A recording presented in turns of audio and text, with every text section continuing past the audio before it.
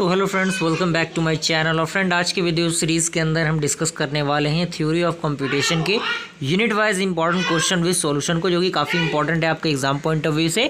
और अगर आपने वीडियोज़ अभी तक आपने नहीं देखे उन वीडियोज़ को जो कि DVMS के रिगार्डिंग था, उन वीडियोज़ को ज़रूर देख लीजिएगा। और साथ ही साथ टेलीग्राम ग्रुप में आप जुड़ जाइए, ताकि जो भी नोट्स वगैरह अगर आपको एक्सेस करना है तो डायरेक्टली मुझसे कांटेक्ट करके आप नोट्स वगैरह एक्सेस कर सकते हैं। तो इस वीडियो का मेन फंडामेंटल ये है कि आपको इंपॉर्टेंट क्वेश्चन प्रोवाइड करा दी जाए एग्जामिनेशन से पहले ताकि आप उन चीज़ों से अवेयर हो जाएं कि आपको क्या क्या पढ़ना है, किस प्रकार के टॉपिक आपको ज़्यादातर पढ़ना है। तो कोशिश ये रहेगी मेरी कि बस मैं आपको बेहतर से बेहतर कंटेंट प्रोवाइड कर सकूं। तो पहला क्वेश्चन आपका है, right a short note on automata. तो इस वीडियो सीरीज़ के अंदर मैं पूरे कंसेप्ट को समझाने की कोशिश नहीं करूंगा, बस मैं स्क्रॉल डाउन करूंगा इन सारे नोट्स को, ताकि आप स्क्रीनशॉट लेके इस नोट्स को अपने स्तर पे अपने नोट्स को प्रिपेयर कर सकें, बना सकें। तो ये आपका ऑटोमेशन है। ऑटोमेशन के बारे में 4-5 पॉइंट आपको दिख रहे होंगे। और बेसिकली आपको एग्जामिनेशन में भी इसी तरह से पॉइंट वाइज चीज़ों को लिखना है, ताकि आपको लिखने में भी आसानी हो, साथ ही साथ जो कॉपी का रिप्रेजेंटेशन हो वो भी काफ़ी बेहतर बने। उसके बाद आपका अगला है, डिफाइन द फाइनाइट ऑटोमेटा। यानी फाइनाइट ऑटोमेटा क्या होता है, जिसे हम लोग ऑटोमेशन भी कहते हैं। तो ऑटोमेटा और ऑटोमेशन में आपको कन्फ्यूज़न रखने की ज़रूरत नहीं है, इस चीज़ को थोड़ा सा आपको अवॉइड करना है। चीज़ों को आप देख लीजिए, बहुत ही सिंपल वे में लिखने की मैंने कोशिश की है, काफ़ी ईजीएस्ट वे में, ताकि आपको आसानी हो हर एक चीज़ को याद करने में, साथ ही साथ समझने में। उसके बाद आपका शॉर्ट नोट है ट्रांजिशन ग्राफ और ट्रांजिशन मैट्रिक्स पे। तो आप इन चीज़ों को देख सकते हैं और समझ सकते हैं। कोई बहुत बड़ी रॉकेट साइंस नहीं है इसमें कि आपको बहुत ज़्यादा दिक्कत परेशानी हो।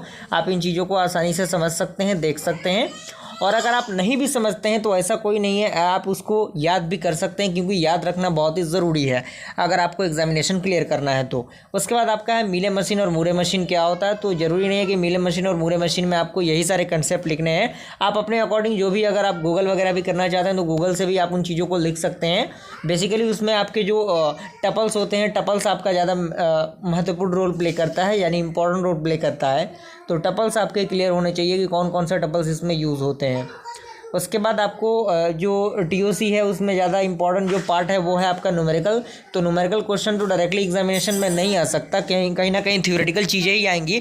लेकिन न्यूमेरिकल क्वेश्चन को आपको चाहिए ये कि आप उसको अच्छी तरीके से प्रैक्टिस करें। बहुत सारे वीडियोज़ यूट्यूब पर, बहुत सारा लेक्चर्स अवेलेबल हैं, आप उन वीडियोज़ को देख के अपने न्यूमेरिकल के जो पोर्शन है उसको थोड़ा सा स्ट्रॉन्ग करने की कोशिश कीजिए। अगला यूनिट नंबर 2 है, उसमें सबसे पहला यूनिट है NDFA यानी नॉन डिटरमिनिस्टिक फाइनाइट ऑटोमेटा क्या होता है। तो उसके बारे में 4-5 पॉइंट में अच्छी तरीके से डिस्क्राइब करने की मैंने कोशिश की है। उसके बाद आपका है, right a short note on DFA यानी डिटरमिनिस्टिक फाइनाइट ऑटोमेटा। तो डिटरमिनिस्टिक फाइनाइट ऑटोमेटा के रिगार्डिंग 4-5 पॉइंट में सारी चीज़ों को मैंने समेटने की कोशिश की है। देन उसके बाद आपका अगला है कि what is the difference between DFA and NFA। कई बार NDFA को हम लोग NFA भी कहते हैं, तो NDFA और NFA में कन्फ्यूज़न रखने की ज़रूरत नहीं है। तो डिफरेंस वाला जो भी क्वेश्चन होता है उसको आपको इस तरीके की चार्ट में अच्छी तरीके से दिखाना होता है, रिप्रेजेंटेट करना होता है। और अगर आपने अभी तक चैनल को सब्सक्राइब नहीं किया तो जल्द से जल्द चैनल को सब्सक्राइब कर लें, ताकि जो भी इंपॉर्टेंट वीडियो हो उसका नोटिफिकेशन आपको मिलता रहे। और हमारा जो चैनल है वो बहुत ही बेहतरीन तरीके से उभर के सामने आ रहा है, और आने वाले कुछ दिनों में मुझे पूरी उम्मीद है कि आपके सपोर्ट और प्यार की वजह से हमारा चैनल बेहतर से बेहतरीन करेगा। क्लियर? बस आपके सपोर्ट और प्यार की ज़रूरत है। आप इसी तरह से अपने सपोर्ट को बनाए रखिए हमारे चैनल के माध्यम से, और टेलीग्राम ग्रुप में भी जुड़ जाइए, ताकि जो भी नोट्स वगैरह हो आप डायरेक्टली मुझसे कांटेक्ट करके ले सकते हैं। अगर आप इस नोट्स को भी एक्सेस करना चाहते हैं तो आप एक्सेस कर सकते हैं।